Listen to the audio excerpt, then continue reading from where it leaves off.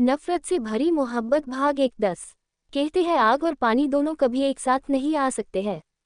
ठीक उसी तरह दो अलग सोच रखने वाले इंसान भी कभी एक नहीं हो सकते हैं। कुछ इसी तरह ही एक थप्पड़ से शुरू हुई दो लोगों की कहानी, जहां एक तरफ है चुलबुली नटखट पाखी जो अपने बाबा की जान और अभिमान दोनों ही है। पाखी स्वभाव से काफी ज्यादा चुलबुली और नटखट है, जिस कारण ही वह कई बार मुसीबतों में फंस जाती है। या यूं कहो, मुसीबत और पाखी दोनों का ही जन जन का जैसे कोई रिश्ता हो, मगर दिल की काफी ज्यादा अच्छी होने के कारण सभी पाखी को काफी ज्यादा पसंद करते हैं, खासकर उसके कॉलेज के सारे प्रोफेसर और उसके दोस्त। तो दूसरी तरफ है अयान मलिक, एक बड़ा बिजनेसमैन जो शकल से तो किसी हीरो से भी ज्यादा हैंडसम और आकर्षक है, मगर स्वभाव से एकदम अकड़ेल, गुस्सेल और घमंडी किस्म का इंसान है, जो हर चीजों को पैसे से तोलता है। फिर वह कोई इंसान हो या प्यार, अयान की नज़रों में सब एक समान है। अयान की जिंदगी का बस एक ही उसूल है, जिसके पास दौलत शोहरत होगी, दुनिया उसके कदम चूमेगी। इसलिए अयान को अपने पैसे और पावर दोनों का ही काफी ज्यादा घमंड है। उसे लगता है जैसे वह पैसों से कुछ भी खरीद सकता है। फिर वो चाहे कोई इंसान हो या उसका प्यार, सब पैसे से खरीदा जा सकता है। किस्मत से अयान और पाखी दोनों ही एक दूसरे से जा टकराते हैं, और उनकी पहली ही मुलाकात में पाखी अयान को थप्पड़ मार बैठती है, जिसके बाद से दोनों के बीच नफरत की शुरुआत सी हो जाती है। तो कैसा होगा अयान और पाखी का सफ़र? क्या इनकी नफरत कभी मोहब्बत का नाम ले पाएगी? क्या कभी इन्हें एक दूसरे से प्यार हो पाएगा? आगे की कहानी जानने के लिए बने रहे मेरे यानी आप सबकी अपनी जिया के साथ, सिर्फ और सिर्फ प्रतिलिपि पर। भाग 1। अरे ये क्या बात हुई भैया, आपकी बेकरी में एक केक नहीं है? ऐसा कैसे हो सकता है? आपको पता भी है मैं कितनी दूर से यहाँ आई हूँ, वो भी बस आपकी ही बेकरी में, और आप बोल रहे हो आज सारे के सारे केक खत्म हो गए। ऐसा कैसे हो सकता है? एक बार आप फिर से जाकर चेक करिए, कोई ना कोई केक तो जरूर होगा। एक लड़की जो काफी ज्यादा दुबली पतली, कमर तक आते लंबे घने काले सुनहरे बाल, झील सी गहरी काली कजरारी आंखें, गुलाब की पंखुड़ियों की तरह एकदम लाल गुलाबी होठ, छोटा सा सुंदर चेहरा, रंग सामान्य, ना ही ज्यादा गोरा और ना ही काला, बिल्कुल दीपिका पादुकोण जैसा गेहुआ। उस लड़की ने एक सुंदर सा अनारकली सूट पहनी होती है, उसके बालों की कुछ लटें उसके गाल पर आ रही होती हैं। वह लड़की उस बेकरी के मालिक से बात कर रही थी। देखिए मैडम, हमने एक बार नहीं 5 से 6 बार चेक कर लिए हैं, मगर हमारे यहाँ पर आज एक भी केक नहीं बचा है। सारे के सारे केक बिक चुके हैं, और जो 1-2 केक बचे हैं वह पहले से ही रिजर्व है। तो आप किसी और बेकरी में जाकर केक देख लीजिए। बेकरी में काम करने वाला एक लड़का उस लड़की से बोला। अरे ऐसे कैसे, किसी और बेकरी में चली जाओ भला, अगर कहीं और ही जाकर केक लेना होता तो मैं 5 किलोमीटर दूर से आपकी इसी बेकरी में क्यों आती? पास की ही किसी बेकरी से केक नहीं ले ली होती? मेरी बेस्ट फ्रेंड तन्वी को आपकी ही बेकरी का केक पसंद है, और अगर मैंने आज केक लेकर नहीं गई ना तो वो मुझसे पक्का नाराज हो जाएगी। और अपनी बेस्ट फ्रेंड को भला कोई नाराज कर सकता है? प्लीज़ भैया मेरी परेशानी समझो और मुझे एक केक दे दो ना, चाहे तो एक्स्ट्रा पैसे ले लो, पर केक दे दो ना प्लीज़ भैया प्लीज़। बोलते हुए वह लड़की अपना क्यूट सा फेस बना लेती है। क्या हुआ मैडम, कोई परेशानी है आपको? बेकरी का मालिक वहाँ पर आते हुए बोला। देखिए ना अंकल, आज मेरी बेस्ट फ्रेंड का जन्मदिन है और मैं 5 किलोमीटर दूर से आपकी बेकरी आई हूँ, क्योंकि मेरी दोस्त को इसी बेकरी में बना केक पसंद है। मगर ये भैया बोल रहे हैं आज सारे के सारे केक खत्म हो गए हैं। अब आप ही बताएं अंकल, मैं क्या करूं? मायूस सा फेस बनाकर, अगर मैं बिना केक के गई तो मेरी दोस्त नाराज हो जाएगी, और दोस्त को नाराज करना मतलब तो आप समझते ही हो ना अंकल। बोलते हुए ही वो लड़की काफी ज्यादा क्यूट सा फेस बना ली होती है, जिसे देख बेकरी के मालिक के फेस पर भी मुस्कान आ जाती है। ये बिल्कुल सही बोल रहा है बेटा, आज हमारे यहाँ पर सारे केक बिक चुके हैं और जो बचे हैं वो पहले से ही बुक है, मगर तुम्हारी किस्मत काफ़ी अच्छी है, जो एक ऑर्डर अभी ही कैंसिल हो गया तो तुम वो केक ले सकती हो। बेकरी का मालिक मुस्कुरा कर बोले। Thank you thank you thank you so much uncle, आप ना काफ़ी ज़्यादा स्वीट हो, बिल्कुल केक की तरह। अब से मैं हमेशा आपके शॉप से ही केक ले जाया करूँगी, लड़की खुश होते हुए बोली। कुछ समय वो लड़की अपने हाथ में केक लिए काफ़ी ज़्यादा खुश होते हुए बोली, वो पाखी तू तो सच में कमाल है, आखिर तूने केक ले ही ली, और जब तन्वी इस केक को देखेगी तो काफ़ी ज़्यादा खुश हो जाएगी। बोलते हुए वो काफ़ी खुश होते हुए आगे बढ़ रही होती है और सोचने लगती है केक के साथ ही अगर वो अपनी बेस्टी का फेवरेट खाना भी लेते हुए जाती है तो उसकी दोस्त काफी खुश हो जाएगी। यही सोच पाखी ऑटो रोक एक बड़े से रेस्टोरेंट के लिए निकल जाती है। दूसरी तरफ ओ सीट से भी अभी पंचर होना था बोलते हुए एक लड़का काफी गुस्से में दिखाई दे रहा होता है। उस लड़के की 6 फीट लंबी हाइट, भूरी आंखें, गोरा रंग, कठीला बदन जिसे देख कोई भी लड़की उस पर अपना दिल हार जाए। चेहरे पर काफी ज्यादा घमंड और गुरूर दोनों ही भरा पड़ा। वह लड़का अपनी कार से बाहर निकल अपनी कार को देखते हुए बोला, अगर मोम डैड मुझे यहाँ आने के लिए बोलते नहीं तो मैं इस जगह पर कभी आता ही। एक तो मुझे यहाँ जबरदस्ती आना पड़ा और यहाँ आते ही मेरी कार पंचर हो गई। बोलते हुए वो काफी गुस्से में होता है। सर आप बिल्कुल भी फिक्र मत करो, मैं अभी ही किसी से हेल्प लेता हूँ या किसी मैकेनिक को बुलाकर कार ठीक करवा देता हूँ। मगर सर इन सब में थोड़ा समय लग सकता है, तब तक आप क्यों ना। बोलते हुए उस लड़के का मैनेजर आसपास देखने लगता है और सामने दिख रहे एक रेस्टोरेंट की तरफ इशारा करते हुए बोला, सर तब तक आप उस रेस्टोरेंट में जाकर कुछ खा पी क्यों नहीं लेते। जैसे ही कार ठीक होगी मैं आपको इन्फॉर्म कर दूंगा। ठीक है, मगर इसे जल्दी से ठीक करवाओ, मुझे घर भी जाना है। फ्लाइट का सफ़र कर मैं काफ़ी थक चुका हूँ। इतना बोल वो लड़का आगे बढ़ जाता है सामने ही दिख रहे रेस्टोरेंट की तरफ। और जैसे ही वो रेस्टोरेंट के अंदर कदम रखता है, उसके पॉकेट में रखा मोबाइल में कुछ नोटिफिकेशन की आवाज़ आती है, जिसे सुनते ही वो लड़का अपने पॉकेट में रखा मोबाइल अपने हाथ में लेकर उसे चेक करते हुए आगे बढ़ रहा होता है और सामने की तरफ उसका बिल्कुल भी ध्यान नहीं होता है। इधर थैंक यू सर, आपने इतनी जल्दी मेरा पार्सल जो तैयार कर दिया। बोलते हुए पाखी बहा के मैनेजर को मुस्कुरा कर देख रही होती है। इसमें थैंक यू बोलने वाली कोई बात नहीं है पाखी, तुम हमारे रेस्टोरेंट हमेशा आती रहती हो तो तुम हमारी रेगुलर कस्टमर में शामिल हो, और अगर तुम मुझे कॉल कर बोल भी दी होती तो मैं पहले ही तुम्हारा ऑर्डर पैक करवा दिया होता। मैनेजर मुस्कुरा कर बोला। इस रेस्टोरेंट का मैनेजर काफ़ी ज़्यादा यंग था, करीब 23-24 साल का, और पाखी की इससे काफ़ी अच्छी दोस्ती भी थी। अच्छा सर अब मैं चलती हूँ और बाद में आऊँगी अपने दोस्तों के साथ। इतना बोल पाखी अपने दोनों हाथ से केक का बॉक्स पकड़ी होती है और उसी के ऊपर पार्सल रखी होती है। ठीक उसी दिशा में वो लड़का अपने मोबाइल में देखते हुए आगे बढ़ रहा था और जैसे ही पाखी पीछे पलटती है, ठीक वैसे ही वो लड़का आकर सीधे पाखी से टकरा जाता है और इस तरह टकराने के कारण पाखी के हाथ में रखा केक बॉक्स सहित जमीन में गिर जाता है, जिसे देखते ही पाखी की आंखें बड़ी बड़ी हो जाती है और वो जल्दी से नीचे झुक जैसे ही केक देखती है वो पूरा खराब हो चुका था, जिसे देख पाखी की आंखें आंसुओं से भर जाती हैं और भरे भी क्यों ना, इतनी मुश्किल से उसने उस केक को अपनी दोस्त के लिए ली थी।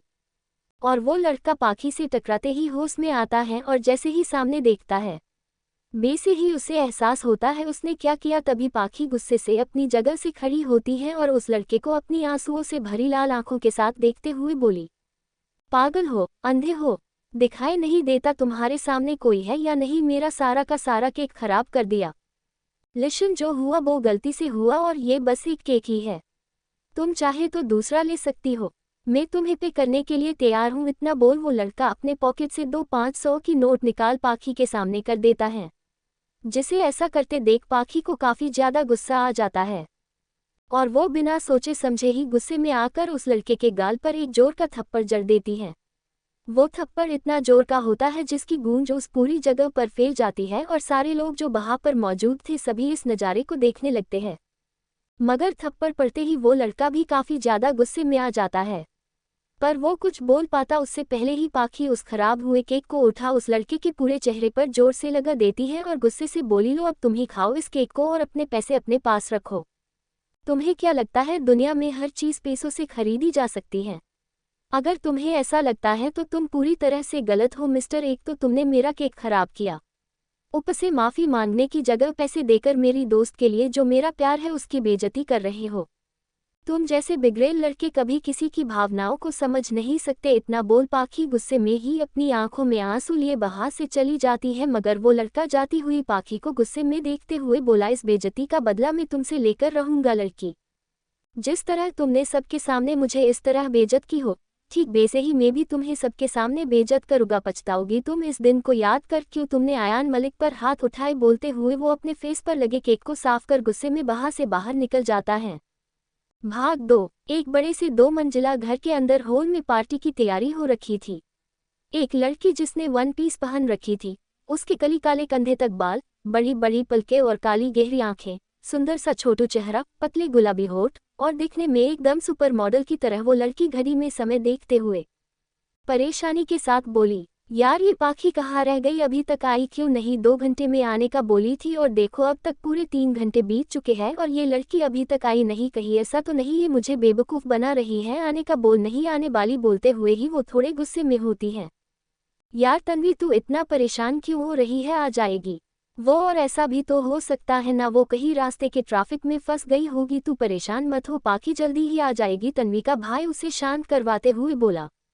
अभी वो दोनों आपस में बात कर ही रहे होते हैं, उतने में ही वहां पर पाखी आ जाती है, जिसे देखते ही तन्वी पाखी पर नकली गुस्सा दिखाते हुए बोली, आ गई महारानी, अब जाकर फुर्सत मिल रही है तुझे, जो ऐसे धीरे धीरे चलकर आ रही है, कहीं ऐसा तो नहीं तेरे पैरों में मेहंदी लगी है जो तुझे आने में इतनी देरी हो गई, बोलते हुए ही तन्वी अपने दोनों हाथ अपनी कमर में रख लेती है, मगर तन्वी की बात सुन पाखी की आंखें हल्की सी नम हो जाती हैं और वो अपनी आंसुओं से भरी आंखों के साथ तन्वी को देखने लगती है।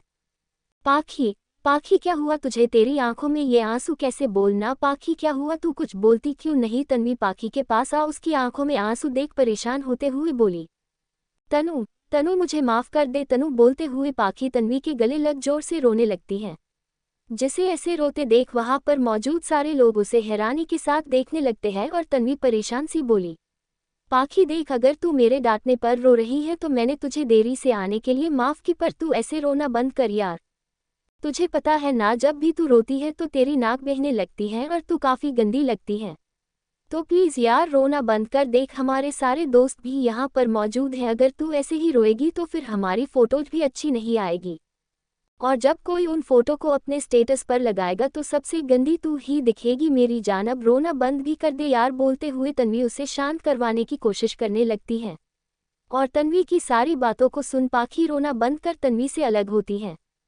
और उसे देख बोली, यार तनु मुझे माफ़ कर दे, मैं तेरे लिए कुछ भी नहीं लाई, यहाँ तक तेरा फेवरेट केक भी नहीं ला पाई, मैं बहुत बुरी दोस्त हूँ ना तनु, मैं सच में काफ़ी बुरी दोस्त हूँ, बोलते हुए पाखी रोने लगती है। हुआ क्या है, तू साफ साफ बताएगी मुझे, पर उससे पहले तू अपना ये रोना धोना बंद कर और शांत होकर बता हुआ क्या, और मेरी जान की आंखों में ये इतने सारे आंसू क्यों, बोलते हुए तनु उसे पास लगे सोफे पर बिठा पानी का ग्लास देती है, जिसे लेकर पाखी एक ही घुट में सारा पानी पी लेती है और तनु और उसके भाई को देख सारी बात बता देती है, कितनी मुश्किल से उसे केक मिला और जब केक मिला तो किस तरह एक लड़के ने आकर उसका केक गिरा दिया, इतना बोल वापस से पाखी रोने लगती है। क्या इतना सब हो गया और तू मुझे अब बता रही, तनु थोड़े गुस्से में बोली, तूने मुझे पहले ही क्यों नहीं बताई, और कौन था वो लड़का जिसने मेरी पाखी की मेहनत खराब की और जिसकी वजह से मेरी दोस्त की आंखों में इतने सारे आंसू आए, तनु पाखी को देखते हुए बोली, पता नहीं वो कौन था, मगर जो भी था बहुत बुरा था, एक तो उसने मेरा केक खराब किया और ऊपर से मेरे प्यार को पैसे से तोड़ रहा था, इतना बोल पाखी गुस्से में उस लड़के को याद करने लगती है, वैसे तूने भी काफ़ी अच्छा मजा चखाया उस लड़के को, मगर तुझसे ना गलती हो गई, तुझे उसके चेहरे पर केक उठाकर नहीं मारना था बल्कि तुझे तो उसे उसी केक से नेहला देना था, बोलते हुए तनु खुद को बेसा करते हुए इमेजिन करने लगती है, और मेरी प्यारी बहना सपनों की दुनिया से बाहर आ और अब चल केक कट करते हैं, हमारे सारे दोस्त कब से बैठे इंतजार कर रहे हैं, तनु का भाई उसे सपनों की दुनिया से बाहर लाते हुए बोला, पर मैंने तो केक लाए ही नहीं, अब हम क्या करेंगे, बोलते हुए पाखी उदास हो जाती है, जिसे ऐसे उदास देख तनु मुस्कुराकर बोली, तनु ना लाखों की दौलत चाहिए ना ही हीरे मोती, मुझे तो बस तेरा प्यार चाहिए जैसे धागा संग मोती, पाखी बचपन से हम साथ हैं, एक दूसरे के पास है, कृष्ण सुदामा की तरह दोस्ती है हमारी, जिसमें ना कोई मिलावट ना ही कोई लालच, तनु जब तू मेरे पास इससे ज्यादा क्या खास है, पाखी इस जग में सबसे प्यारी वो है तेरी मेरी यारी, इतना बोलते ही दोनों सहेली एक दूसरे के गले लग जाती हैं। दूसरी तरफ एक बड़ा सा विला जिसके बाहर काफी बड़ा और खूबसूरत सा गार्डन बना हुआ था, और उसके एक तरफ एक बड़ा सा फाउंटेन बना था तो दूसरी तरफ एक बड़ा सा स्विमिंग पूल, और वो विला बाहर से देखने में जितना खूबसूरत था अंदर कई ज्यादा उसकी खूबसूरती थी, और वो विला पूरी तरह महंगी और कीमती चीजों से सजा हुआ था। उसी घर के अंदर एक बड़े से कमरे में एक लड़का अपने हाथ में वाइन की एक बड़ी सी बोतल अपने हाथ में लिए उसे पी रहा था, इस समय उसकी आंखें काफी ज्यादा लाल थी और उस लड़के ने बस एक लोवर पहन रखा था, जिस कारण उसकी मस्क्यूलर बॉडी साफ दिखाई दे रही थी, जो किसी भी लड़की को अपना दीवाना बनाने के लिए काफी थी। वो लड़का अपनी आंखों में गुस्सा लिए खुद से ही बातें करते हुए बोला, बहुत महंगा पड़ेगा तुम्हें लड़की, बहुत महंगा। आज तक मेरे मोम डैड ने बचपन से लेकर अब मुझ पर हाथ नहीं उठाया, ना ही मुझसे ऊंची आवाज में बात की, मगर ना ही तुमने उतने सारे लोगों के सामने मुझ पर हाथ उठाए बल्कि मेरा तमाशा भी बनाए। ये सब तुम्हें काफी महंगा पड़ेगा। तुम्हारी औकात नहीं है आयान मलिक के सामने खड़ी होने की, और तुमने मुझ पर हाथ उठाए, वो भी बस उस मामूली से घटिया केक के लिए। छोड़ूंगा नहीं मैं तुम्हें। आयान मलिक नाम है मेरा, और आयान मलिक कभी किसी को नहीं भूलता, फिर वो चाहे मेरे दोस्त हो या दुश्मन। और तुमने तो मेरे दुश्मनों की लिस्ट में अपना नाम सबसे ऊपर कर लिया है। अब बस देखते जाना मैं तुम्हारे साथ क्या क्या करता हूँ। बोलते हुए ही आयान पाखी को काफी गुस्से और नफरत के साथ याद कर रहा होता है। भाग 3। अगले दिन सुबह का समय। बाबा, बाबा कहाँ हो आप? बोलते हुए पाखी अपने बाबा को आवाज लगाए जा रही थी, और अपनी बेटी की आवाज सुन एक मिडिल एज आदमी जिसने बस एक सिंपल सा कुर्ता पजामा पहन रखा था, आंखों में गोल्डन फ्रेम का बड़ा सा चश्मा, ये कोई और नहीं पाखी के पिता है, लगा रखे थे। क्या हुआ पाखी बेटा, इस तरह चिल्ला क्यों रही हो? बोलते हुए ही पाखी के पिता बाहर से घर के अंदर आते हुए बोले।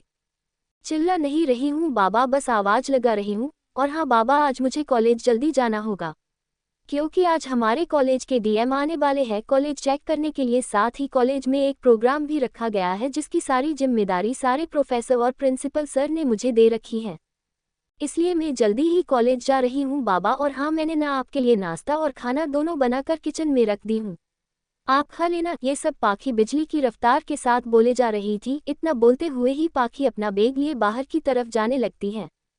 पाखी बेटा रुको, तुम्हें याद तो है ना, 1 हफ्ते बाद तुम्हारी शादी होने वाली है मेरे दोस्त के बेटे के साथ। तो तुम्हें अब कुछ दिनों तक कॉलेज जाना बंद करना होगा, क्योंकि शादी की काफ़ी सारी तैयारी है जिनमें तुम्हें ही मेरी मदद करनी होगी।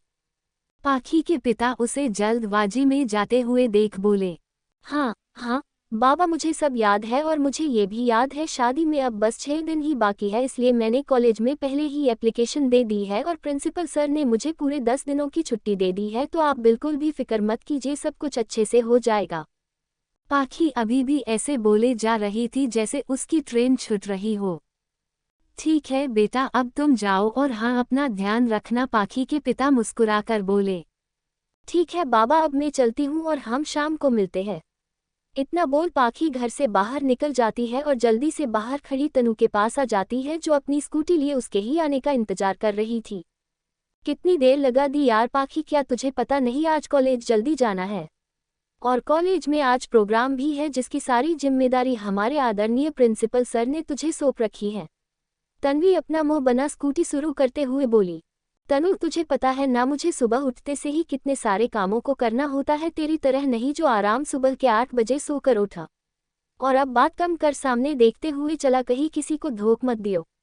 बोलते हुए पाखी सामने की तरफ देख रही होती है, और ऐसे ही बातें करते हुए दोनों लड़की उनके कॉलेज पहुंच जाती हैं। तनु और पाखी दोनों ही बिजनेस की पढ़ाई कर रही थी और दोनों ही इस साल फाइनल ईयर में थी। तनु पाखी जैसे ही कॉलेज पहुंचती है वैसे ही उनके कुछ दोस्त वहां आकर दोनों को अपने साथ ले जाते हैं। दूसरी तरफ आयान इस समय अपने घर के हॉल में एक बड़े से सोफे पर किसी राजा की तरह बैठा होता है, और उसके ही सामने उसका असिस्टेंट होता है और कुछ गार्ड भी जो एकदम सीधे होकर खड़े थे। क्या तुम लोगों को उस लड़की के बारे में पता चला जिसकी डिटेल मैंने लाने के लिए कहा था? आयान अपने हाथ में कॉफी का मग लिए बड़े ही एटीट्यूड के साथ बोला। नहीं सर, हमें उस लड़की के बारे में कुछ भी पता नहीं चला। और सर, ये इतना बड़ा शहर है और इतने बड़े शहर में हम उस लड़की को कैसे ढूंढेंगे जिसका नाम, पता और फोटो तक हमारे पास नहीं है? अगर आप उसकी फोटो दिखाए होते या नाम ही बताए होते तो हम उसके बारे में पता कर डिटेल ला पाते, मगर बिना नाम फोटो के हमें कैसे पता चलेगा? आप किस लड़की की बात कर रहे हो? असिस्टेंट थोड़ा डरते हुए बोला। बेवकूफ़ इंसान, तो जाकर उस रेस्टोरेंट की फुटेज चेक करो और पता लगाओ वो कौन लड़की है जिसने मुझ पर दी आयान मलिक पर हाथ उठाने की कोशिश की। ढूंढ कर लाओ उस लड़की को, मुझे वो लड़की किसी भी हाल में चाहिए। कुछ भी करो, जो करना है करो, मगर मुझे वो लड़की ला कर दो। आयान गुस्से में सामने टेबल पर रखा सारा सामान जमीन पर फेंकते हुए चिल्ला कर बोला। आयान का गुस्सा देख उसके गार्ड और असिस्टेंट सभी ही काफी ज्यादा डर जाते हैं, मगर हिम्मत कर असिस्टेंट वापस से बोला, सर हम उस रेस्टोरेंट गए थे और हमने फुटेज भी चेक की, मगर पहले तो वहाँ का मैनेजर फुटेज देने से मना कर रहा था। मगर काफी बार बोलने पर जब उसने फुटेज दिखाई तो पता नहीं किसी ने उस फुटेज को डिलीट की दिया था, जिस कारण हमें कुछ भी पता नहीं चला। ना ही हम उस लड़की का चेहरा देख पाए, ना ही कुछ जान पाए। बोलते हुए ही असिस्टेंट के पैर कांप रहे होते हैं। मगर असिस्टेंट ने अपनी बात खत्म ही की थी, उतने में ही एक बास उड़ते हुए उसके पास आता है। मगर समय रहते ही असिस्टेंट हट जाता है, जिस कारण वो बास जाकर जमीन में गिर टुकड़ों में बिखर जाता है। इस समय आयान काफी ज्यादा गुस्से में होता है, जिसे देख सबका बुरा हाल था। ये सब तुम्हारे कारण हुआ यू बास्टर। अगर तुम मुझे उस रेस्टोरेंट जाने के लिए नहीं बोले होते और कार उस जगह पंचर नहीं हुई होती तो बेसा कुछ भी नहीं होता। लड़कियां मेरी एक झलक पाने के लिए लाइन लगा कर खड़ी होती हैं, और उस लड़की की इतनी हिम्मत जो मुझे दी। आयान मलिक को थप्पड़ मारे छोड़ूंगा नहीं मैं उसे, बस एक बार मेरे सामने आ जाए। उस लड़की को उसकी सही औकात ना याद दिला दी तो मेरा नाम भी आयान मलिक नहीं। बोलते हुए ही वो काफ़ी गुस्से में होता है। सर, आज हमें 1 बजे कॉलेज जाना है और आपका जाना जरूरी है, क्योंकि आप आज के चीफ गेस्ट हो, और अगर आप नहीं जाते हो तो हमारे कॉलेज की काफ़ी बदनामी होगी, क्योंकि मीडिया में ये बात आग की तरह फैल चुकी है। आप कॉलेज आ रहे हो। असिस्टेंट धीरे से डरते हुए बोला, जिसे सुन आयान थोड़ी देर कुछ सोचता है और सोच लेने के बाद बस ओके में जवाब दे अपने कमरे की तरफ बढ़ जाता है। भाग 4। कॉलेज के बड़े से ग्राउंड में एक बहुत ही बड़ा पंडाल लगा हुआ था, जिसके सामने ही एक बड़ा सा स्टेज तैयार किया गया था, जिसे काफ़ी ज़्यादा खूबसूरती के साथ सजाया गया था। और इतना ही नहीं, सभी स्टूडेंट के बैठने के लिए भी काफ़ी अच्छी तैयारी की गई थी। यहाँ तक खाने पीने के लिए भी काफ़ी सारे स्टॉल लगाए गए थे। हर तरफ स्टूडेंट आपस में बातें किए जा रहे थे, और सारी डेकोरेशन सभी तैयारियों को तारीफ किए जा रहे थे। और तारीफ करे भी क्यों ना, पाखी और उसके दोस्तों ने मिलकर पूरे 2 हफ्तों तक इन सब की तैयारी जो की थी, और इन सबको तैयार करने में अपना सारा समय भी लगा दिए थे, जो शायद उन सब के लिए काफ़ी कीमती थे, क्योंकि इस प्रोग्राम के कुछ दिनों बाद ही सबके फाइनल एग्जाम भी जो थे। सब कुछ सही से चल रहा था और घड़ी में 12:30 का समय भी हो चुका था। और एक तरफ पाखी भाग भाग कर सब चेक कर रही होती है, कहीं कोई चूक तो नहीं हो गई हो। यार पाखी, तू इतनी परेशान क्यों हो रही है? सारी तैयारी अच्छे से हुई है और सब कुछ एकदम सही से चल रहा है। कुछ ही देर में प्रोग्राम भी शुरू होने वाला है और होस्ट भी तैयार है, तो तू इतना क्यों घबरा रही है? वैसे भी तेरी तो आज चांदी ही चांदी है, एक लड़का पाखी को देखते हुए बोला। मगर उसकी बात सुन पाखी उसे हैरान नजरों से देख बोली, मेरी कैसे चांदी हुई? उद्धरण चिन्ह। कैसे चांदी हुई ये मत पूछ, बस ये सोच, अगर हमारे कॉलेज का डीएम काफ़ी ज़्यादा यंग और हैंडसम हुआ तो तेरी चांदी हुई ना, क्योंकि तू ही तो हमारे डीएम का उनके गले में हार माला पहनाकर स्वागत जो करने वाली है, एक लड़की हंसते हुए बोली। और नहीं तो क्या, वैसे भी पाखी हमारे प्रिंसिपल सर और सारे प्रोफेसर की फेवरेट है। ये हर काम में परफेक्ट जो है, फिर वो पाए हो या कुछ और, हर चीज़ में पाखी फर्स्ट जो आती है, और हर साल टॉप भी करती है, इसलिए तो सबकी फेवरेट है। काश पाखी तेरे इतना दिमाग मेरे भी पास होता तो आज मैं भी कहाँ से कहाँ होती। एक और लड़की पाखी को देख बोली, यार बस करो मेरी तारीफों के पुल बांधना, और रही बात उस डम की तो मुझे उससे कोई लेना देना नहीं है, फिर वो कोई हैंडसम हंक हो या कोई बुरा आदमी, मुझे किसी से कोई फर्क नहीं पड़ता है। हाँ तुझे क्यों फर्क पड़ेगा? 6 दिन बाद तेरी शादी जो है तेरे सपनों के राजकुमार के साथ, इसलिए तुझे किसी से फर्क नहीं पड़ने वाला। पर मेरा क्या, तूने तो मेरा दिल ही तोड़ दी यार पाखी। तुझे पता भी है, जब पहली बार तुझे देखा था तब मेरा दिल बस धक धक धक करते रह गया था, मगर तू तो मेरे सपनों पर, मेरे अरमानों पर पानी फेर यहाँ से दूर जा रही है। बोलते हुए वो लड़का मायूस सा चेहरा बना लेता है। अबे चप्पा गंजू शकल देखी है तूने अपनी, जो तू मेरी बेस्टी से शादी करने का सोच रहा है? मेरी पाखी सबसे बेस्ट डिजर्व करती है और उसे बेस्ट ही मिल रहा है, तो तू ना अपनी डांग मत अड़ा। तन्वी उस लड़के के सर पर एक चपेट लगाकर बोली। अभी वो सब बातें कर ही रहे होते हैं, तभी वहां पर प्रिंसिपल सर कुछ प्रोफेसर के साथ आ जाते हैं, जिन्हें देख सब शांत हो जाते हैं। तुमने सारी तैयारी काफी अच्छे से की हो पाखी? प्रिंसिपल सर पाखी को देख बोले।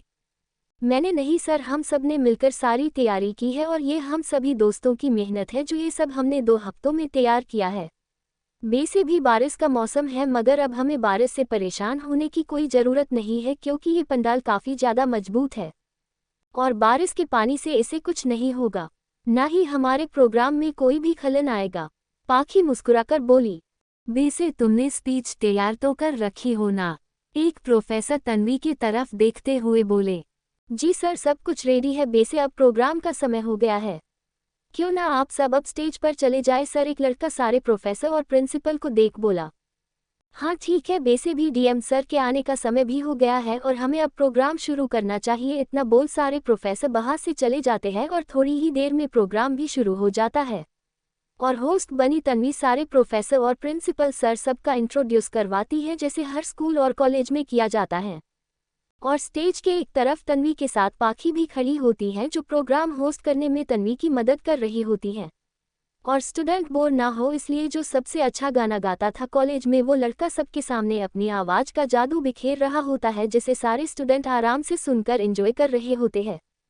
दूसरी तरफ आयान अपनी बड़ी सी महंगी रॉयल में बैठा कॉलेज के लिए निकल चुका था और उसी के साथ उसका असिस्टेंट भी था और थोड़ी ही देर में उनकी कार कॉलेज के गेट से अंदर एंटर होती है। और आयान बड़े ही एटीट्यूड के साथ कार से बाहर निकलता है। और जैसे ही स्टेज में मौजूद प्रिंसिपल सर को इस बात की खबर मिलती है, वैसे ही वो अपनी जगह से खड़े होकर सामने चले जाते हैं और आयान को बड़ी ही रिस्पेक्ट के साथ अंदर ले आते हैं। तभी पाखी भी सभी को देख माइक में बोली, सी स्टूडेंट, जिस पल का आप सभी को बेसब्री से इंतजार था उस पल की घड़ियां समाप्त हुई, क्योंकि हमारे कॉलेज के डीएम मिस्टर आयान मलिक यहाँ पहुँच चुके हैं। तो आप सभी जोरदार तालियों से स्वागत कीजिए हमारी यंग जनरेशन की नई प्रेरणा मिस्टर आयान मलिक। इतना बोल पाखी ताली बजाने लगते हैं और उसी के साथ सारे स्टूडेंट भी, मगर जैसे ही पाखी इतना बोल अपने सामने से आ रहे लड़के को देखती हैं तो उसके होश ही उड़ जाते हैं और उसके चेहरे पर 12 बज जाते हैं। भाग 5। अब तक आपने पढ़ा। पाखी जैसे ही सामने से आ रहे लड़के को देखती है, वैसे ही उसके होश उड़ जाते हैं और वो हैरान नजरों से अपने सामने से आ रहे लड़के को देख रही होती हैं। अब आगे पाखी काफी ज्यादा हैरानी के साथ अपने सामने से आ रहे लड़के को देख रही होती है, जो कोई और नहीं बल्कि आयान ही होता है। वही आयान जिसने उसके केक को गिराकर खराब किया था और जिसे गुस्से में उसने थप्पड़ मारी थी, जिसे याद कर पाखी को वापस से गुस्सा आने लगता है। मगर अब उसका गुस्सा करना बेकार था, क्योंकि ये लड़का कोई और नहीं था बल्कि इस कॉलेज का मालिक था, जिस कारण ना चाहते हुए भी पाखी को खून का घुट पीकर रहना पड़ता है। ठीक ऐसे ही जैसे ही आगे आकर आयान की नज़र जाकर पाखी की नज़र से टकराती है, वैसे ही वो भी उतना ही हैरान होता है जितना पाखी थी। और सारे स्टूडेंट आयान को देख जोरों से तालियां बजा रहे होते हैं और लड़कियां तो आयान को देखकर ही अपना दिल हार बैठती है और कुछ तो आयान के साथ रोमांस के सपने भी देखने लगती हैं। पाखी क्या कर रही है, मिस्टर आयान आ चुके हैं, उनका स्वागत करो, तन्वी धीरे से पाखी के कान में बोली, जिसे सुन पाखी अपने होश में आती है। पाखी बेटा, मिस्टर आयान मलिक का स्वागत करो, प्रिंसिपल सर पाखी से बोले, जिसे सुन पाखी हाँ में अपना सर हिला देती है। मगर पाखी को देखते ही आयान के चेहरे पर इविल मुस्कान आ जाती है और वो अपने मन में बोला, जिसे ढूंढे मेरे आदमी कोलकाता की गली गली, वो मुझे मिली मेरे ही कॉलेज में यहाँ खड़ी। दिल बोल रहा है मुझसे तुझे तेरी औकात दिखा दूँ। जिस तरफ भरी महफिल में तूने मुझे बेइज्जत की, उसी तरह भरी महफिल में तेरा तमाशा बना दूँ। रेशमी बागड़े। आयान अपने मन में सोचते हुए मुस्कुरा रहा था, पर पाखी ना चाहते हुए भी उसके गले में माला पहनाकर उसके हाथों में बुके देकर बेमन से अपने दोनों हाथों को जोड़ वेलकम बोलती हैं। जब आयान ऐसे अपने सामने पाखी को देखता है तो उसके चेहरे की इविल मुस्कान और गहरी हो जाती है और वो अपनी चेयर पर जाकर बैठ जाता है और अपने गले पर डली उस हार माला को देख कुछ सोचने लगता है। जिसके बाद फिर से प्रोग्राम शुरू होते हैं, कुछ भाषण और कुछ नाच गाने होते हैं। मगर पूरे प्रोग्राम भर में आयान बस पाखी को ही घूरे जा रहा था और पाखी आराम से उसकी नज़रों को खुद पर महसूस कर पा रही थी, जिस कारण उसे काफ़ी अनकंफर्टेबल फील होता है, मगर इस समय वो चाहकर भी कुछ नहीं कर सकती थी। कुछ समय बाद कॉलेज के सबसे होनहार और ब्रिलियंट स्टूडेंट को स्टेज पर बुलाकर उन्हें कुछ ट्रॉफी और पुरस्कार दिए जाते हैं, जिसके बाद प्रिंसिपल सर सारे स्टूडेंट और आयान के सामने ही पाखी को बुलाकर उसकी तारीफ करते हुए बोले, मिस्टर आयान, अब मैं आपको हमारे कॉलेज की सबसे ज़्यादा होनहार और टैलेंटेड स्टूडेंट से मिलाना चाहूँगा। इतना बोल वो पाखी की तरफ अपने एक हाथ से इशारा करते हुए बोले, ये है मिस पाखी आर्यन और ये सिर्फ इस कॉलेज की ही नहीं बल्कि इस पूरे कोलकाता शहर की सबसे बेस्ट और ब्रिलियंट स्टूडेंट है, जो हर साल इस कॉलेज में ही नहीं बल्कि पूरे कोलकाता में सबसे ज़्यादा अंकों से पास होने वाली एक अकेली स्टूडेंट है। बोलते हुए ही प्रिंसिपल सर पाखी की तारीफ करने लगते हैं और पाखी बस खामोशी के साथ खड़ी होती हैं। जबकि आयान की नज़र ही पाखी से हट नहीं रही होती है और वो पाखी को भी एक ट्रॉफी देकर सम्मानित करता है जैसी ट्रॉफी सभी को दी गई थी। जिसके बाद प्रिंसिपल सर पाखी और तनु को कुछ इशारा करते हैं जिसे समय तन्वी खुश होते हुए आयान को आकर सारे स्टूडेंट से 2 शब्द बोलने का कहती है, जिसे सुन आयान बड़े ही एटीट्यूड के साथ अपनी जगह से खड़ा होता है और सभी को देख थोड़ा सा भाषण देने लगता है जिसे उसने पहले से ही तैयार कर रखा था। Good afternoon all students. वैसे तो आप सभी जानते हैं हर साल इस दिन मेरे डैड इस कॉलेज में आते हैं, मगर किसी निजी कारण से वो नहीं आ सके, इसलिए इस बार मुझे यहाँ पर आना पड़ा और यहाँ आकर सच कहूँ तो मुझे काफ़ी खुशी हुई। बोलते हुए वो पास खड़ी पाखी को देखे केवल मुस्कान पास करता है। ये कॉलेज सिर्फ एक कॉलेज नहीं बल्कि मेरे दादाजी का सपना था, जिसे उन्होंने सिर्फ देखा ही नहीं बल्कि उसे हकीकत का नाम भी दिया और आज ये कॉलेज किस पोजीशन में है ये तो आप सभी जानते हो और इसे इस पोजीशन तक लाने में सबसे बड़ा योगदान आप सभी स्टूडेंट का है। बोलते हुए वो सामने बैठे सभी स्टूडेंट की तरफ देखता है और ऐसे ही 2 मिनट बोलने के बाद वो सभी को धन्यवाद बोलता है और जैसे ही आयान अपनी सीट पर जाने के लिए अपनी जगह से 2 कदम पीछे होता है, ठीक वैसे ही उसका पैर नीचे बिछे कारपेट पर जा फंसता है, जिस कारण वो खुद को संभाल नहीं पाता है और गिरने के डर से पास ही खड़ी पाखी को पकड़ लेता है। मगर पाखी इस चीज़ के लिए बिल्कुल भी तैयार नहीं थी, जिस कारण वो कुछ समझ ही नहीं पाती है और आयान पाखी को अपने साथ लिए नीचे स्टेज पर गिर जाता है और इससे पहले कोई कुछ समझ पाता या पाखी भी समझ पाती, उससे पहले ही पाखी नीचे स्टेज पर थी और उसके ऊपर आयान होता है। साथ ही वो दोनों कुछ इस तरह से गिरते हैं जिस कारण आयान के होठ जाकर सीधे पाखी के होठ से जुड़ जाते हैं, जिसे देख सारे स्टूडेंट और प्रोफेसर सभी हैरान होते हैं और पाखी उसे तो कुछ समझ ही नहीं आता ये अचानक से उसके साथ क्या हुआ।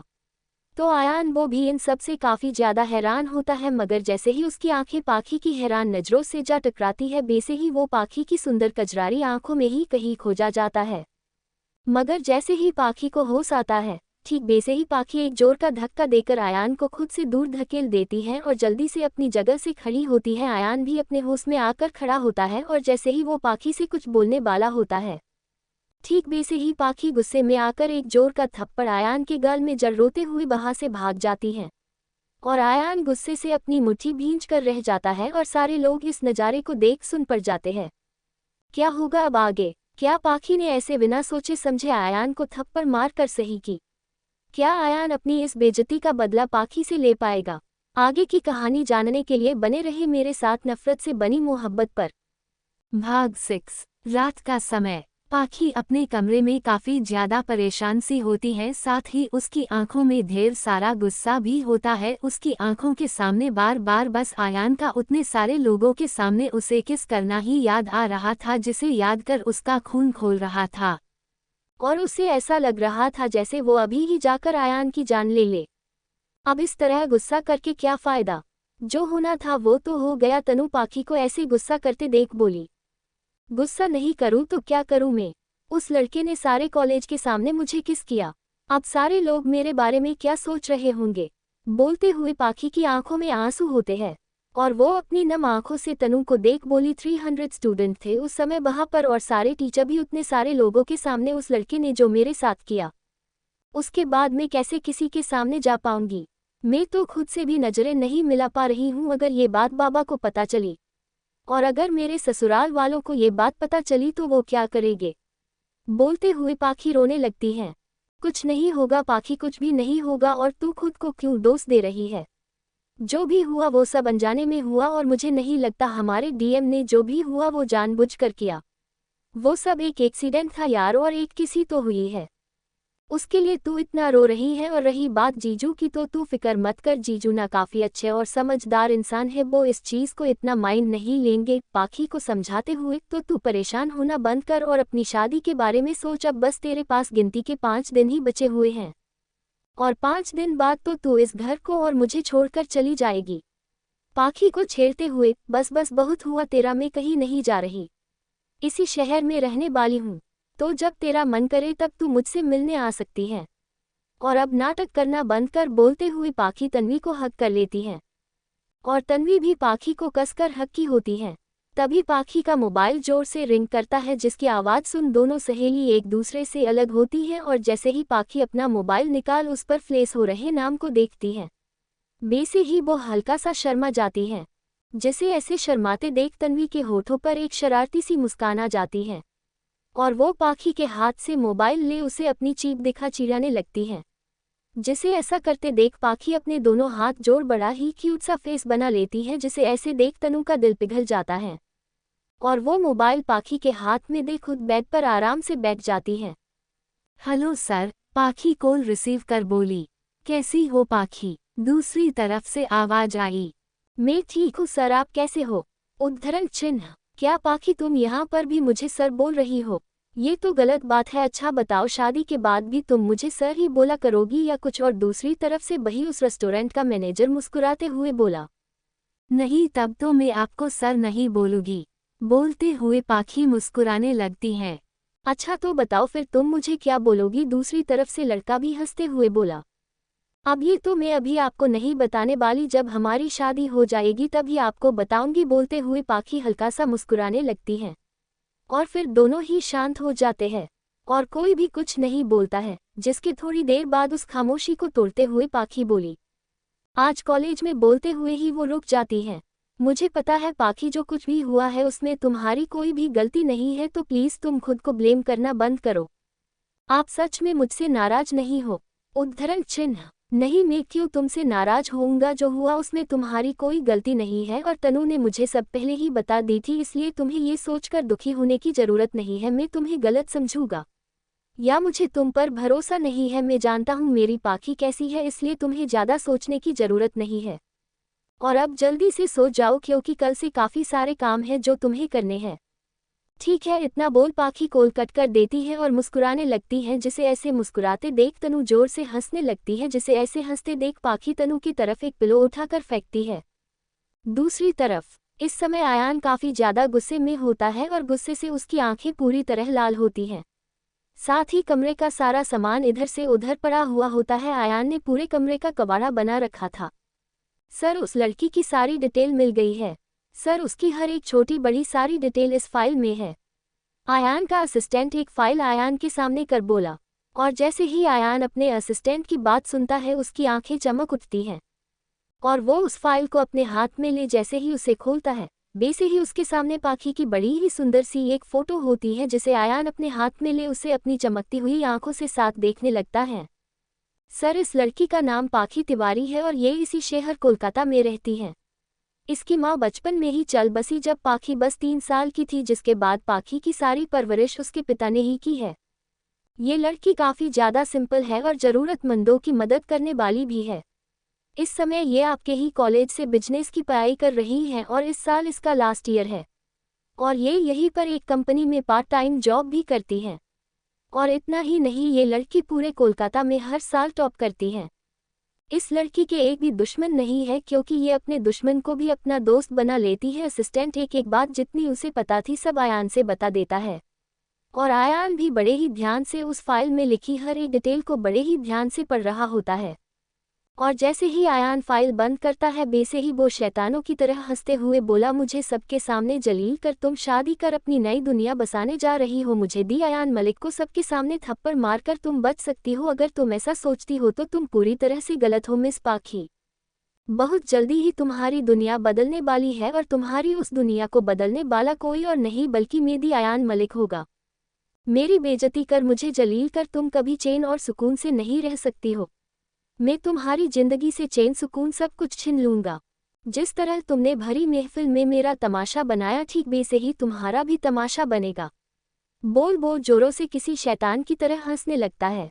तुम्हें शादी करनी है ना मिस पाखी तिवारी? तो चलो तुम्हारी शादी की तैयारी करते हैं, मगर तुम शादी होगी या नहीं ये मुझ पर डिपेंड करता है। मैंने तुम्हारी जिंदगी नर्क नहीं बना दी तो मेरा भी नाम आयान मलिक नहीं। बोलते हुए वो पागलों की तरह हंस रहा होता है।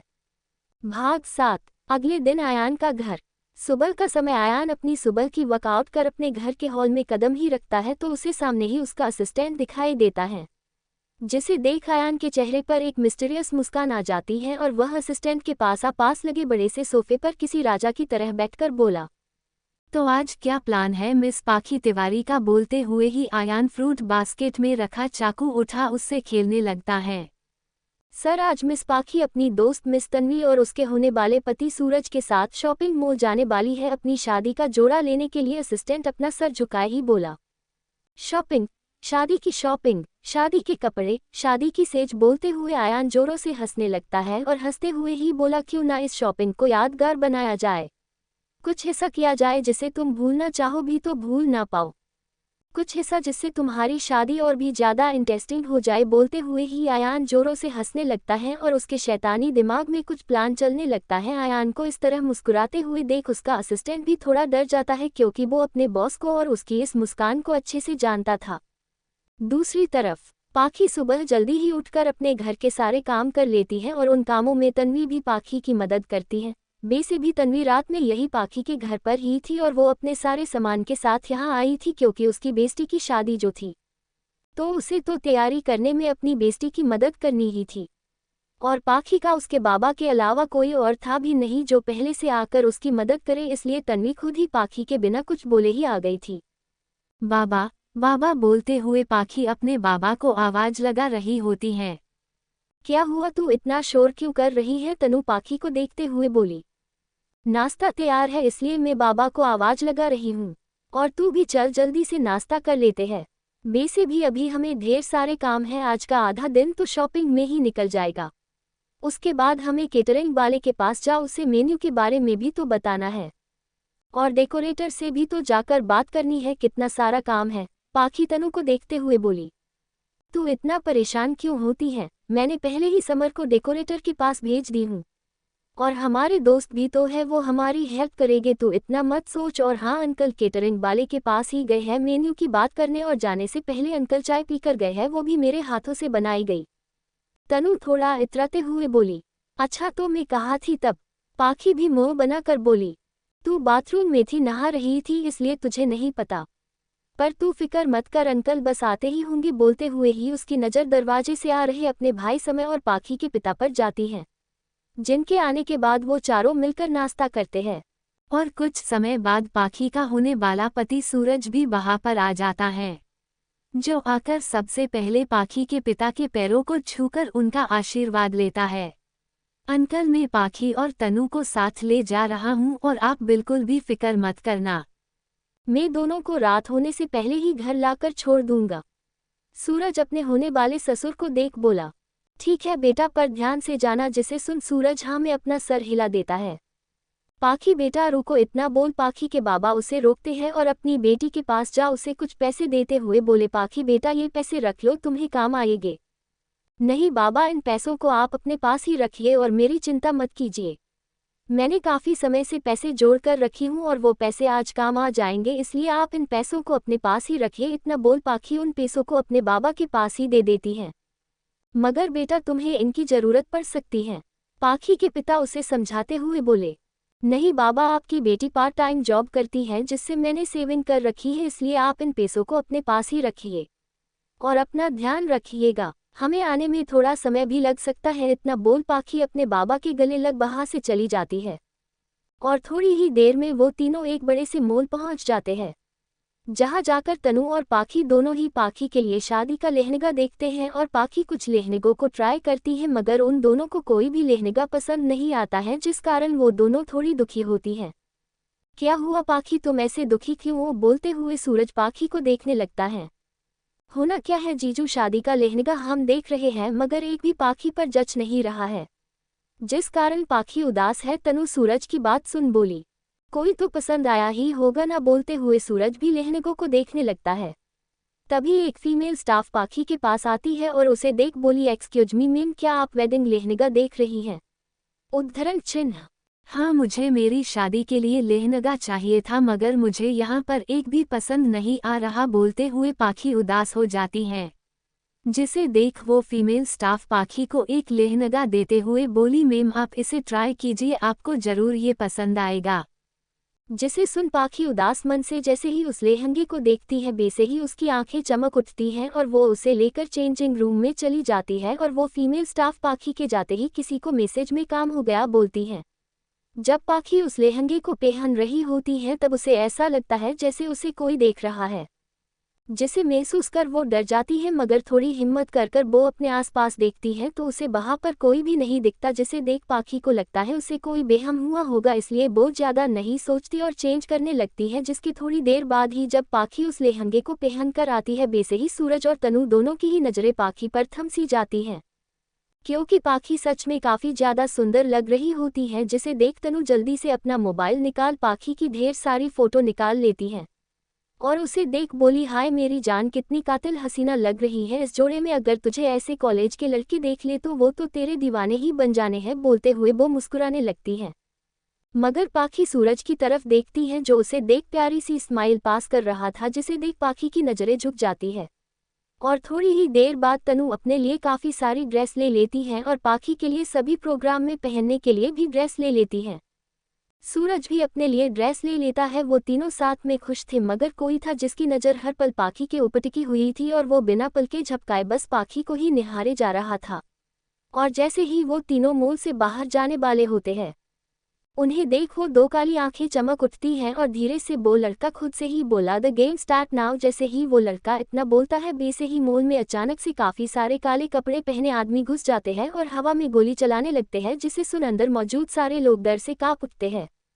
भाग 8। जैसे मॉल के अंदर गोलियां चलने की आवाज आती है, वैसे ही अंदर मौजूद सारे लोग डर जाते हैं और उन आदमियों के हाथ में बंदूकें देख सभी डर से कांपने लगते हैं और कुछ तो चीखने चिल्लाने लगते हैं। जिन्हें ऐसे चिल्लाते देख एक आदमी हवा में गोली चला जोर से चिखा, चुप एकदम चुप, इतना बोल वो सभी को देखने लगता है। चलो सब जल्दी जल्दी जो भी सामान सबके पास है उसे निकालो, पैसे गहने कार्ड सभी निकालो, जल्दी जल्दी करो। एक आदमी सारे लोगों को गन दिखाते हुए बोला। फिर वो केस काउंटर में जा वहां पर बैठी एक लड़की को गन दिखाते हुए बोला, जितना भी केस है सारा का सारा केस एक बैग में भर कर हमें दो और कोई चालाकी नहीं होनी चाहिए।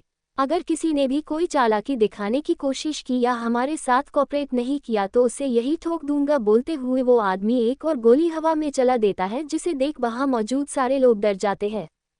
कौन हो तुम सब और हमें ऐसे रोक क्यों रखे हो, हमें जाने दो यहाँ है से एक औरत उन गुंडों को देख बोली, चुप कर बुढ़िया, और जितना भी माल है सब निकाल, वरना अगली गोली हवा में नहीं तेरे सर पर चलेगी और तू जाएगी ऊपर। इतना बोल वो जोरों से हंसने लगता है।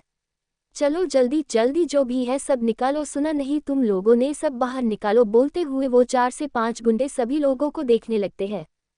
यार ये क्या हो गया, हम तो यहाँ शादी की शॉपिंग करने आए थे, मगर अब ऐसा लगता है जैसे हमारी टिकट बहुत जल्दी ही ऊपर के लिए कटने वाली है। तनु रोनू सा चेहरा बनाकर बोली, चुप कर तनु, हमारे सर पर इतनी बड़ी प्रॉब्लम आ खड़ी हुई है और एक तू है जिसे अभी भी मजाक ही सूझ रहा है। पाखी थोड़े गुस्से में बोली, तुझे मेरी बात क्या मजाक समझ आ रही है, मैं रो रही हूँ यार, पता नहीं ये गुंडे मवाली यहाँ कहाँ से आ गए, अभी तो हमारी शादी भी नहीं हुई, मुझे इतनी जल्दी नहीं मरना है यार। इतना बोल तन्वी रोने लगती है। ये क्या फुसुर फुसुर लगा रखी हो तुम दोनों, तुम्हें सुनाई नहीं दिया मैंने क्या बोला, जो भी पैसे है कार्ड है सब निकालो बाहर। एक आदमी पाखी और तन्वी को बात करते हुए देख बोला, अरे गुंडे अंकल आप इतने हाइपर क्यों हो रहे हो, और क्या आपको आपके माँ बाप ने बताया नहीं? अरे माँ बाप की छोड़ो, आपको स्कूल में किसी टीचर ने नहीं बताया चोरी करना पाप है? पाखी गुंडे को देख मुस्कुराते हुए बोली, क्या कर रही है पाखी, क्यों शेर की गुफा में हाथ डाल रही है? तन्वी डरते हुए बोली, ये लड़की नहीं गुंडे अंकल, पाखी बोलिए, पाखी नाम है और मैंने गलत ही क्या बोली, आप ही बताइए। इतनी अच्छी बॉडी दी है भगवान ने आपको, ऊपर से इतनी अच्छी शकल और तो और ऊपर से 2 हाथ और 2 पैर भी दिए हैं, वो भी बिल्कुल सही सलामत, फिर आप ये चोरी का काम क्यों कर रहे हो? उद्धरण चिन्ह, क्या आपको डर नहीं है किसी दिन पुलिस ने आपको पकड़ ली तब आप लोगों का क्या होगा? पाखी बेचारा सा फेस बनाकर बोली, ये लड़की अब तू अपनी हद पार कर रही है, क्या तुझे डर नहीं लगता? अगर हमने तुझे मार दिया तो? बोलते हुए वो आदमी पाखी के ऊपर गन पॉइंट कर देता है। नहीं ये आप क्या कर रहे हो सर, मैं अपनी दोस्त की तरफ से आपसे माफ़ी मांगती हूँ, प्लीज़ आप इसे माफ़ कर दीजिए। तनु पाखी के सामने खड़ी हो बोली, हाँ सर आपको पैसे चाहिए, मैं आपको मेरे पास जो भी है मैं वो सब आपको दे दूंगा, पर प्लीज़ पाखी को माफ़ कर दीजिए। सूरज डरते हुए बोला। उन लोगों की बात सुन सारे लोग उन्हें ही देखने लगते हैं, साथ ही सारे काले कपड़े पहने और नकाब पहने आदमी भी पाखी की तरफ ही देखने लगते हैं। ये तुम दोनों क्या कर रहे हो? तुम दोनों इसके सामने हाथ जोड़ रहे हो, एक गुंडे मवाली के सामने जिसकी ना ही कोई पहचान है ना ही कोई भविष्य, और आप सभी भी इन गुंडों से डर रहे हो, वो भी इसलिए क्योंकि इनके हाथ में बंदूक है और आपके हाथ में कुछ नहीं। भूलो मत, ये बस 4 गुंडे हैं जिनका काम चोरी करना है, मगर यहाँ पर हम सब 200 से ज़्यादा लोग हैं। अगर आप सब ज़रा सी हिम्मत दिखाते हो तो आप सबके सामने ये लोग ज़्यादा समय तक टिक ही नहीं पाएंगे। अगर आज आप इन मामूली गुंडों से डर गए तो कल कोई राह चलता इंसान भी आपको डरा सकता है, लूट सकता है। इसलिए थोड़ी सी हिम्मत दिखाए और इन गुंडों का सामना कीजिए। पाखी वहां पर मौजूद सारे लोगों को देखते हुए बोली, ये लड़की, ये तू क्या बोल रही है? क्या तुझे सच में डर नहीं लग रहा? क्या तुझे मरने से डर नहीं लगता, जो तू अपनी मौत को खुद ही बुला रही है? एक गुंडा पाखी पर गन पॉइंट कर बोला।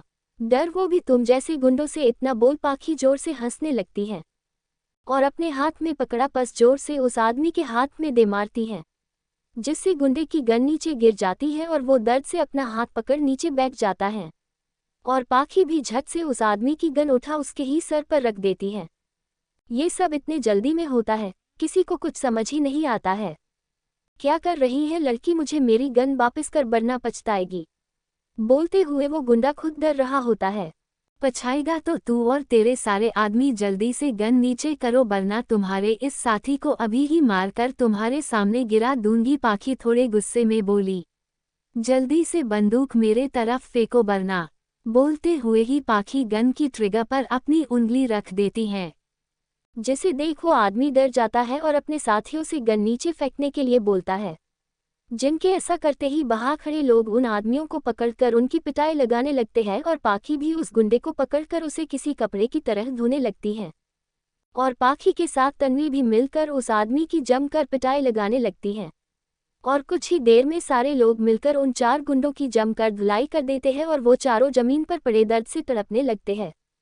कुछ ही देर में वहां पर पुलिस भी आ जाती है और वो उन गुंडों को अपने साथ पकड़ कर ले जाती है, जिसके बाद सारे ही लोग पाखी के लिए ताली बजाते हैं और उसकी बहादुरी की तारीफ भी करते हैं और पाखी भी सबको देख मुस्कुरा रही होती है। तो दूसरी तरफ एक लड़का अपने कमरे में बैठा ये सब एक बड़ी सी स्क्रीन में देख रहा था और ये सब देख उसके फेस पर एक केवल मुस्कान आ जाती है और वो हंसते हुए बोला, तुम तो सच में काफ़ी बहादुर हो मिस पाखी तिवारी, तुम्हारे साथ खेलने में काफ़ी मज़ा आएगा। बोलते हुए वो लड़का जोरों से हंसने लगता है।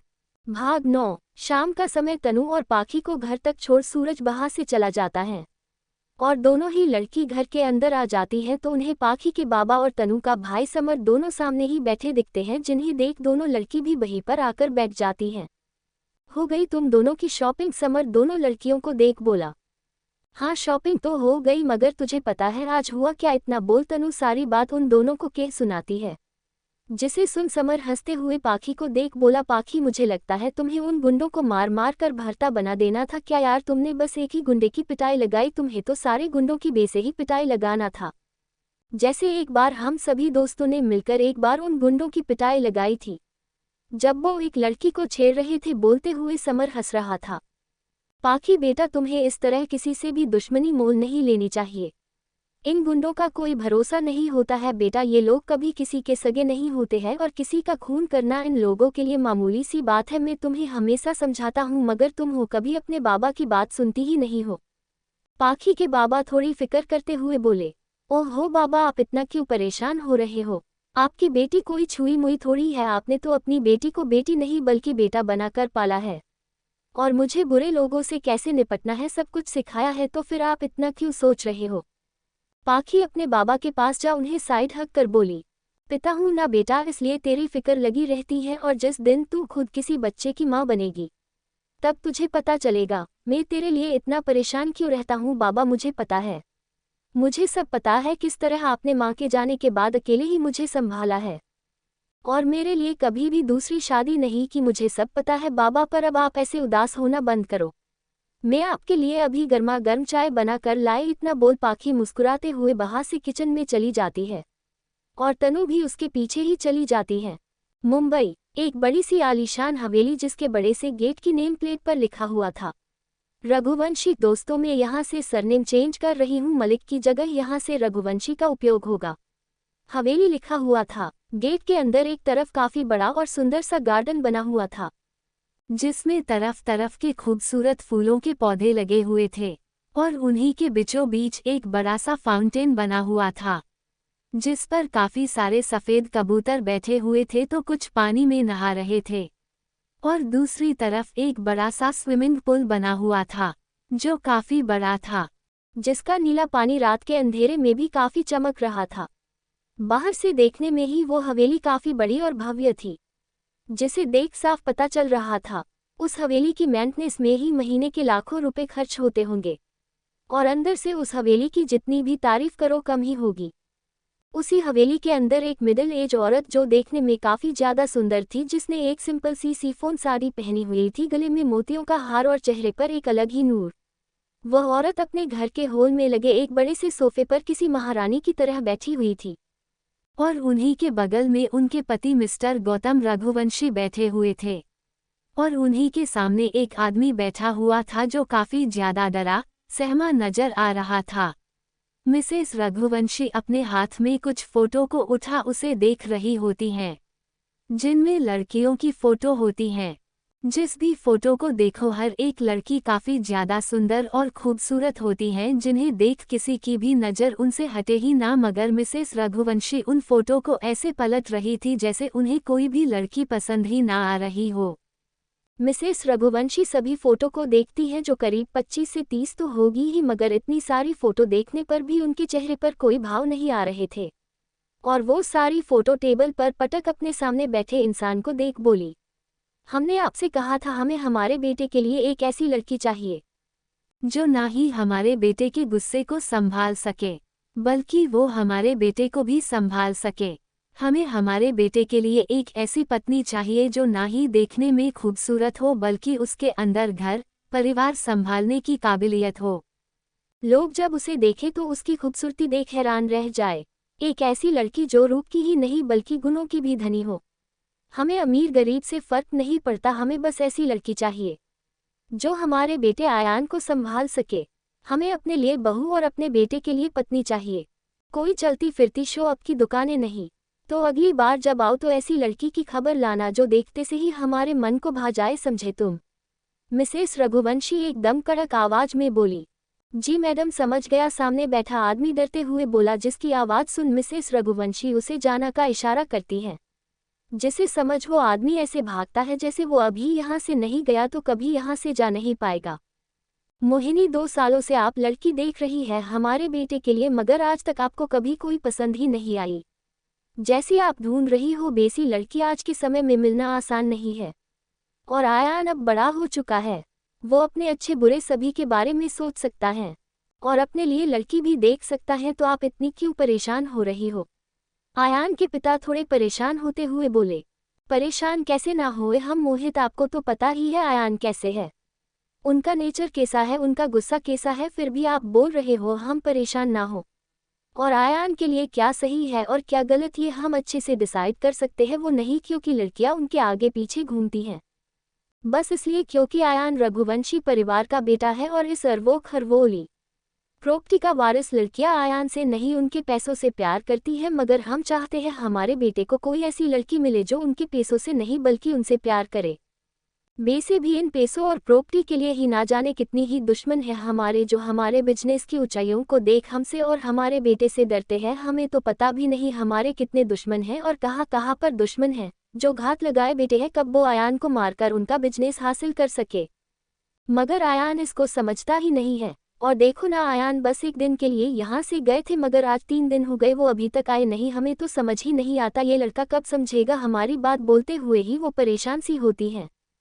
मोहिनी, हम आपकी बातों को समझ रही है, पर आपको भी अपने बेटे को समझना होगा।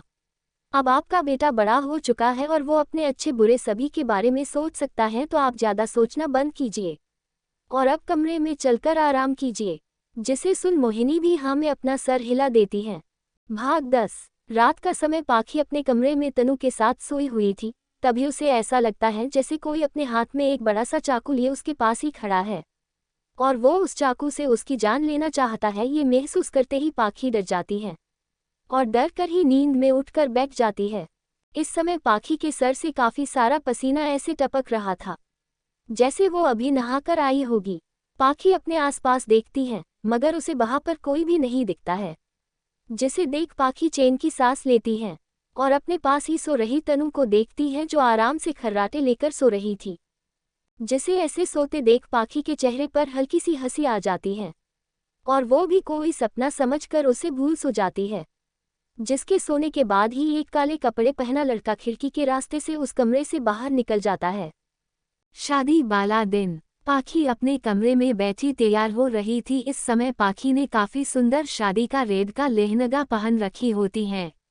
उसी से मैचिंग ज्वेलरी, हाथों में मैचिंग कांच की चूड़ियां, पैरों में पायल, माथे में सुंदर सा बड़ा सा मांग टिका, आंखों में गहरी काली काजल, माथे में सुंदर से बिंदी, होठों पर रेड डार्क लिपस्टिक और चेहरे पर सुंदर सा हल्का मेकअप। कुल मिलाकर पाखी आज काफी ज्यादा सुंदर लग रही थी। तनु वही पाखी के पास ही खड़ी उसे तैयार होने में मदद कर रही थी। जब पाखी पूरी तरह से तैयार हो जाती है, तब तनु उसे देख मुस्कुराते हुए बोली, लगता है आज तो कोई बिजली गिरा कर काफी सारे लोगों को घायल करने वाला है। तू भी ना तनु, क्या क्या बोलते रहती है। पाखी उसके सर पर एक चपेट लगाकर बोली, अरे क्या गलत बोल रही मैं, आज तो तू सच में कयामत लग रही है। पता नहीं जब जीजू तुझे ऐसे देखेंगे तब वो कैसे रिएक्ट करेंगे। मुझे तो अभी से इमेजिन कर हंसी आ रही है। जब जीजू तुझे देखेंगे तो वो तो अपनी पलकें ही झपकाना भूल जाएंगे। बोलते हुए तनु हंस पड़ती है। बस कर वरना मार खाएगी तू मेरे हाथों से, पाखी चिढ़ते हुए बोली। अच्छा ठीक है बाबा, नहीं कर रही तुझे परेशान, अब तो तू खुश है ना। तनु पाखी को साइड हक कर बोली, जिसके बाद दोनों ही लड़की शांत हो जाती है और बेसे ही एक दूसरे को हक कर खड़ी होती है। पाखी, एक बात पूछूं, सच सच बताना। हाँ बोल ना, तुझे जो पूछना है पूछ ले। तू इस शादी से खुश तो है ना, और तुझे जीजू पसंद तो है ना। तनु पाखी से अलग होकर उसे देखते हुए बोली, ये तू कैसी बात कर रही है तनु, मैं खुश क्यों नहीं रहूंगी। ये रिश्ता बाबा ने जोड़ा है और बाबा ने ही सूरज जी को मेरे लिए पसंद किया है। और उससे भी बड़ी बात, सूरज जी बाबा के दोस्त के बेटे हैं, जिन्हें हम सब काफी समय से जानते हैं। और बाबा जो भी मेरे लिए करेंगे वो अच्छा ही करेंगे और मैं बाबा के इस फैसले से खुश हूँ और इस शादी से भी। पाखी तनु की बात सुन कुछ देर खामोश रहने के बाद बोली, और प्यार पाखी, क्या तू जीजू से प्यार करती है। उद्धरण चिन्ह। तनु की इस बात को सुन पाखी अपनी नजरें दूसरी तरफ कर बोली, प्यार का पता नहीं, मगर मुझे इतना जरूर पता है सूरज जी काफी अच्छे इंसान हैं और उनके साथ रहकर मुझे उनसे प्यार जरूर हो जाएगा। वैसे भी ये मेरी अरेंज मैरिज है, लव नहीं जो तू इतना सोच रही है। और अगर तेरे सारे सवाल जवाब हो गए हो तो जाओ और जाकर देख बारात आई या नहीं। इतना बोल पाखी मुस्कुराने लगती है। तभी दोनों को अपने कानों में बैंड बाजा की आवाज सुनाई पड़ती है, जिसे सुन दोनों के चेहरे पर मुस्कान आ जाती है और तनु वहां से बाहर चली जाती है। जिसके वहां से जाने के बाद पाखी अपने बेड पर बैठ जाती है और अपने बाबा के साथ बिताए हर एक पल को याद कर उदास होने लगती है। साथ ही वो अपनी दोस्त तनु के साथ बिताए बचपन से लेकर अब तक के सारे पलों को याद कर भी दुखी होने लगती है और उसकी आंखों से 2 बूंद आंसू की टपक जाती है, जिस कारण वो अपनी आंखें बंद कर लेती है। मगर पाखी जैसे ही अपनी आंखें बंद करती है, वैसे ही उसके सामने वो पल आ जाता है जब आयान और उसकी किस हुई थी, जिसे याद करते ही पाखी झट से अपनी आंखें खोल लेती है और आयान को याद करते हुए ही उसके चेहरे पर गुस्सा आ जाता है और वो उसी गुस्से में खुद से ही बोली, तुम जंगली इंसान, तुम्हारी हिम्मत भी कैसे हुई थी मुझे किस करने की, वो भी उतने सारे लोगों के सामने। पता नहीं तुम खुद को समझते क्या हो और तुम्हें क्या लगता है जैसे तुम कहीं के राजा महाराजा हो, जो तुम्हारा मन करेगा तुम वही सब करोगे। बोलते हुए ही पाखी गुस्से में होती है। तभी उसे किसी आवाज सुनाई देती है, बिल्कुल सही समझी तुम, जो मेरा मन करेगा मैं वही करूँगा। जैसे ही पाखी उस आवाज को सुनती है, वैसे ही उसके होश उड़ जाते हैं और वो जैसे ही पलटकर अपने सामने खड़े लड़के को देखती है, वैसे ही उसके होश के साथ दिमाग भी हिल जाता है और वो जोर से चिल्लाकर बोली, तुम। दूसरी तरफ बाहर बारात आ चुकी थी, जिसका स्वागत करने के लिए पाखी के बाबा और तनु दोनों ही सामने जाते हैं। अब पाखी की मां तो थी नहीं, जिस कारण पाखी के बाबा तनु को ही दुल्हे की आरती उतार तिलक कर अंदर लाने का बोलते हैं और तनु भी खुशी से आरती की थाली लिए दुल्हे की आरती करने के लिए खड़ी होती है। मगर जैसे ही तनु तिलक लगाने के लिए अपना हाथ आगे करती है, वैसे ही कोई आकर तनु के हाथ से उस आरती की थाल को नीचे फेंक देता है, जिसके ऐसा करते ही तनु और बाकी सब अपने सामने देखते हैं तो उन सब के होश ही उड़ जाते हैं। क्या लगता है आप सभी को क्या होगा कहानी में आगे? क्या पाखी की शादी सूरज से हो पाएगी या कहानी में आएगा कोई नया मोड़? आगे क्या होगा जानने के लिए बने रहिए मेरे साथ और कमेंट फॉलो करना ना भूले। Folded hand smile.